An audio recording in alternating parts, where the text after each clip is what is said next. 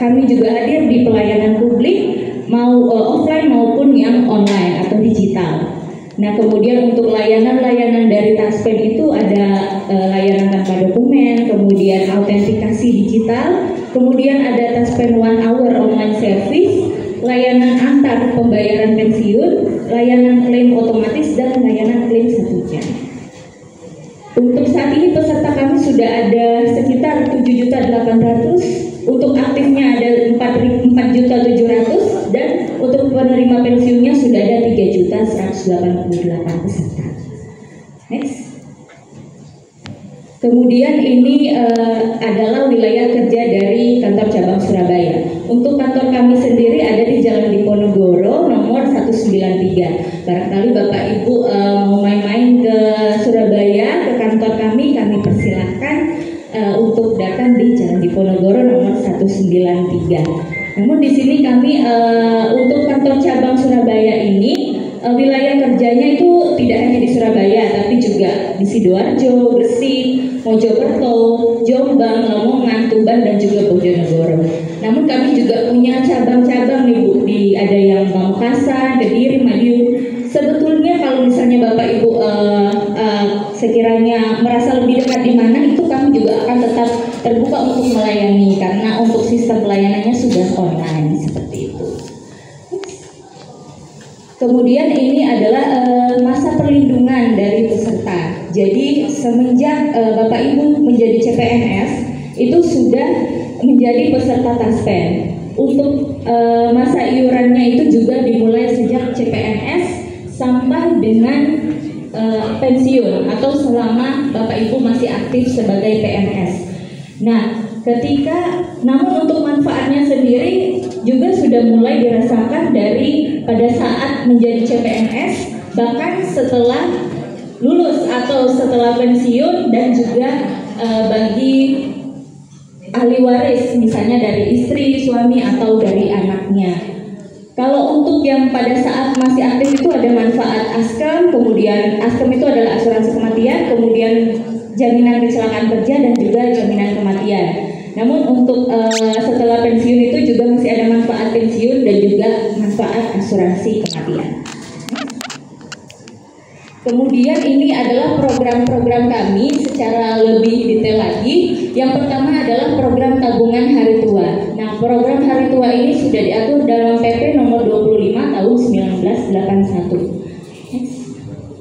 Program tabungan hari tua ini kita sebut dengan asuransi dwiguna, karena dia itu ada dua manfaat di dalamnya yang dikaitkan dengan usia pensiun dan ditambah juga dengan asuransi kematian. Kalau untuk iuran yang sudah diatur sesuai dengan PP itu adalah sebesar 3,25% dikali gaji pokok dan ditambah dengan tunjangan keluarga.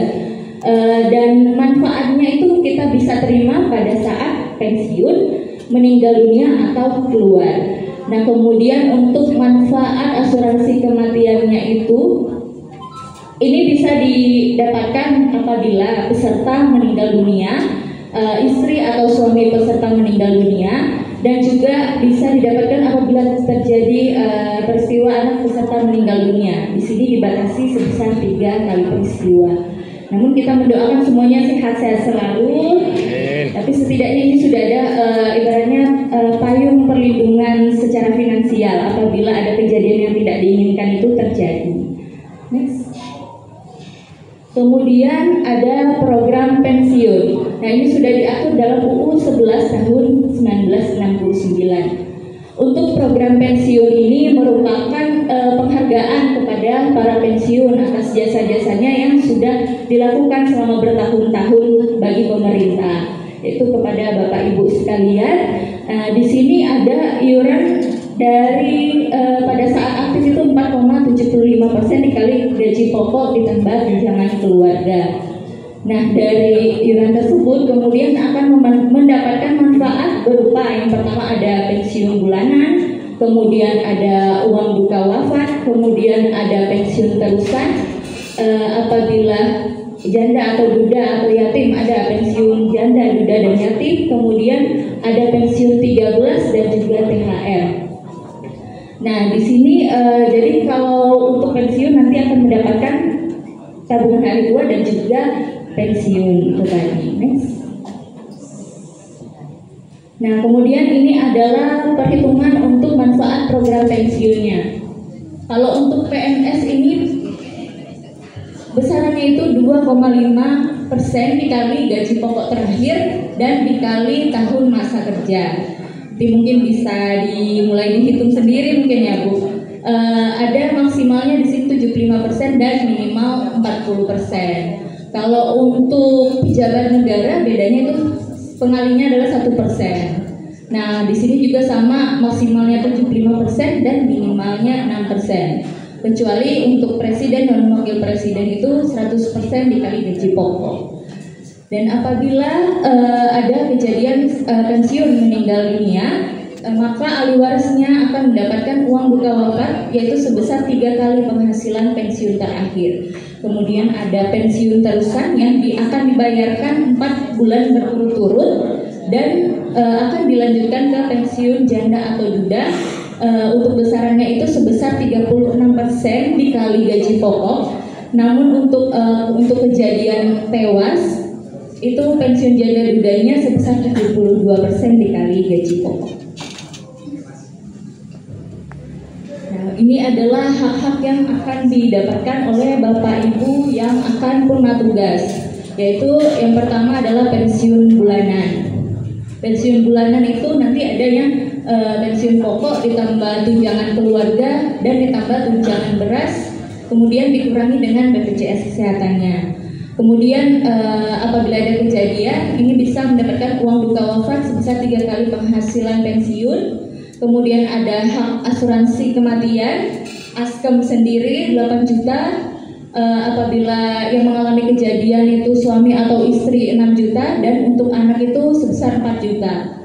Dan ditambah juga 20 juta atau 40 juta bagi Bapak Ibu yang sudah terdaftar di Taspen Dwiguna Sejahtera.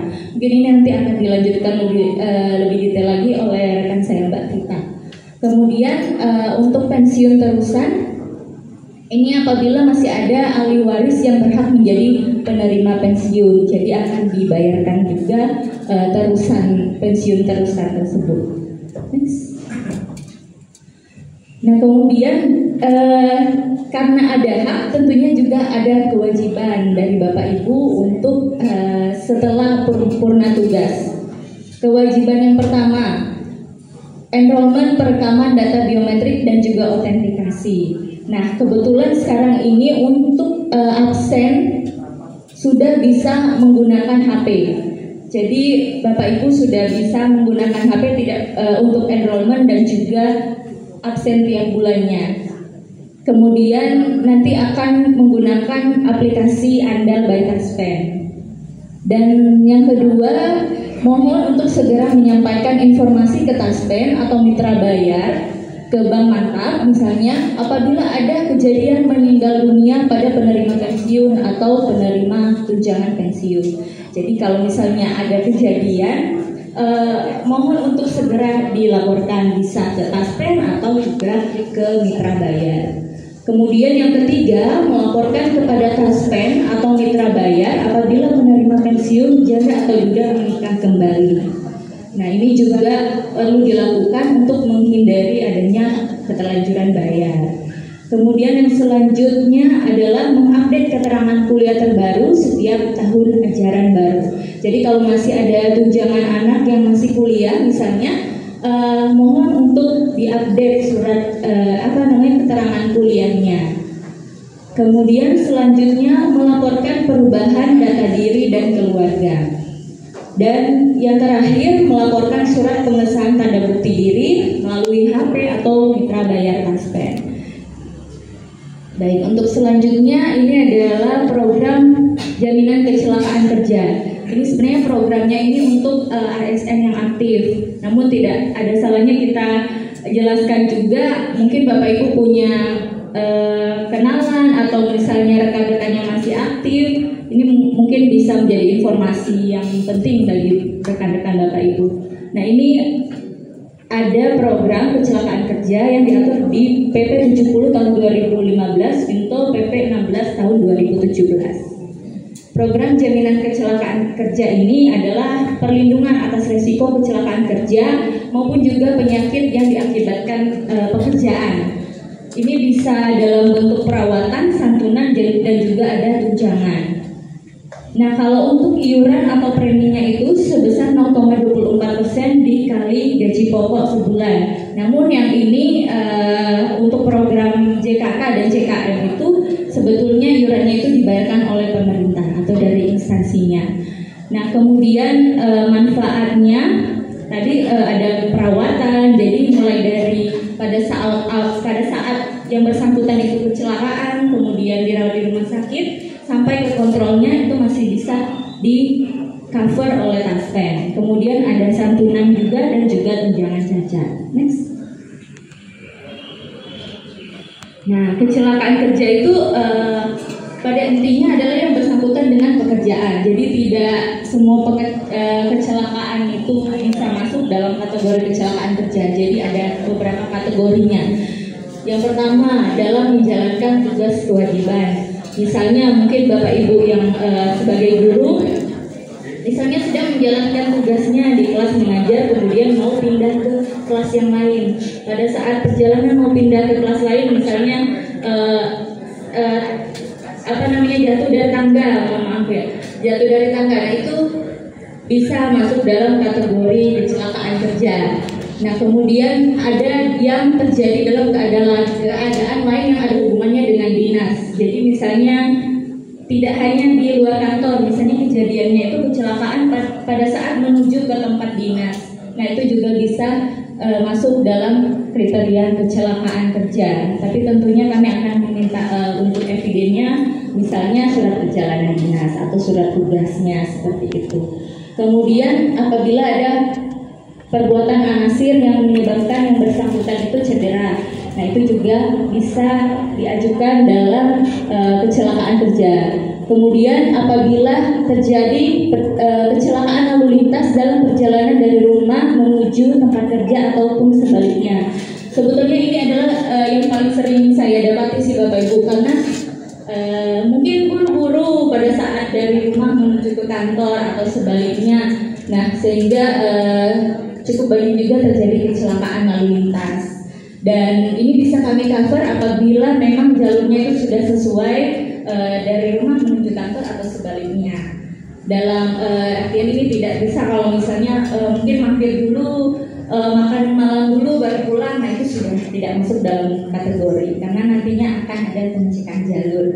Kemudian apabila ada penyakit akibat kerja, nah ini kalau setelah bekerja itu ternyata menyebabkan penyakit. Kalau ini biasanya mungkin contohnya nakes. Misalnya nakesnya itu ketusuk jarum yang sudah terkena misalnya penyakit yang menular, kemudian beliaunya juga ikut tertular, nah itu bisa masuk dalam kategori akibat kerja.